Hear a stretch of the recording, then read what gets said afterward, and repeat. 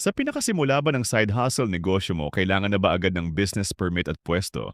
Sa pagsisimula, no, hindi naman kasi nga nandyan pa yung nagtatry ka, sabi nga nila, trial and error, hindi yan nawawala eh. Eh kung kukuha ka na agad ng mga permit tapos mag-fill yung ginagawa mong negosyo, eh magbabayad ka. Pag nagsara ka ng negosyo, magbabayad ka pa rin. Yung permit mo pa lang, babayaran mo yun buwan-buwan, annually, quarterly. Kung magsisimula pa lang naman, siguro hindi pa. Lalo na ang pagsisimula ng negosyo, nagsisimula yan sa bahay. Diba po? Alam naman natin yan. Wala namang negosyo na nagsimula agad yan ng malaki.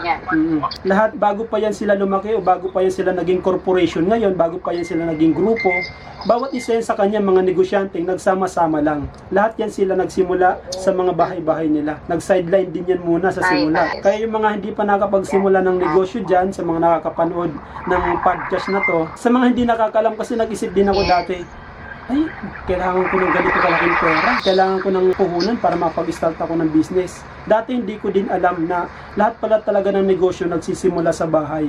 Kaya kung iniisip nyo, kailangan na agad kumuha ng permit, kailangan nyo na agad kumuha ng pwesto, hindi po. Sisimulan nyo po yun sa bahay nyo. Follow for more.